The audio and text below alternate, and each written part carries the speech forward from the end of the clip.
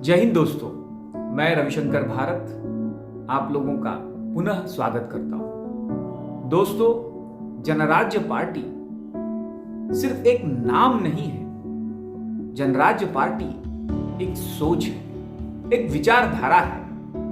जन राज्य, हाँ मित्रों, राज्य जन के लिए और जन राज्य के लिए। दोस्तों, जब तक जन राज्य के लिए नहीं सोचेंगे और राज्य जन के लिए नहीं सोचेंगे, तब तक ये कश्मकश हमेशा बनी रहेगी कि देश कैसे आगे बढ़े। राज्य जन के लिए कल्याणकारी नीतियां बनाए, ये राज्य का कार्य है, लेकिन जन राज्य के लिए समर्पित रहें, समर्पित होकर जन कार्य करे तो देश आगे बढ़ेगा। मित्रों, राज्य एक कल्याणकारी संस्था है जिसका उद्देश्य है जन का कल्याण। और जन का कल्याण तभी हो पाएगा जब राज्य जन को जीने के लिए, या एक अच्छा जीवन जीने के लिए जो मूलभूत आवश्यकताएं हैं वो उनके घर तक पहुंचाए। और मूलभूत जो चीजें हैं वो है शिक्षा, स्वास्थ्य और स्वरोजगार। शिक्षा अर्थात शिक्षा देने से जन का एक एक नागरिक या राज्य का एक एक जन मस्तिष्क रूप से सुदृढ़ होता है। स्वास्थ्य देने से राज्य का एक एक जन शारीरिक रूप से स्वस्थ होता है, और एक शारीरिक रूप से स्वस्थ और मानसिक रूप से सुदृढ़ जन ही राज्य के विकास का पहिया हो सकता है। मित्रों, रोजगार या स्वरोजगार, आप जिस नाम से चाहें, जन का कार्य है कि वह राज्य द्वारा बताए गए सभी उपबंधों का इस्तेमाल करते हुए अपनी जीविका प्राप्त करे। और राज्य का कार्य है कि जन के लिए हर वो व्यवस्था बनाए या सुविधाएं दे ताकि वह अपना रोजगार कर सके।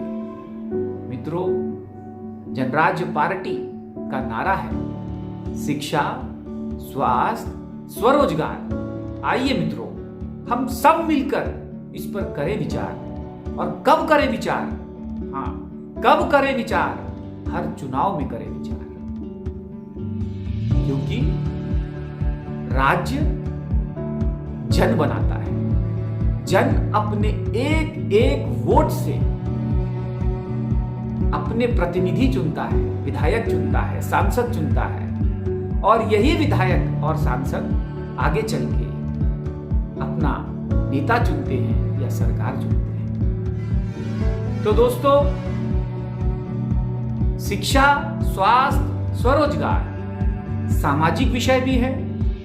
कहीं ना कहीं अगर हम स्वरोजगार की बात करेंगे तो आर्थिक विषय भी है, लेकिन ये सामाजिक और आर्थिक विषय तभी परिपूर्ण हो पाएंगे जब हम इसको राजनीतिक रूप से इन विषयों पर भी उतनी ही गंभीरता से सोचेंगे जितना हम अपने बच्चों, अपने परिवार के लिए सोचते हैं।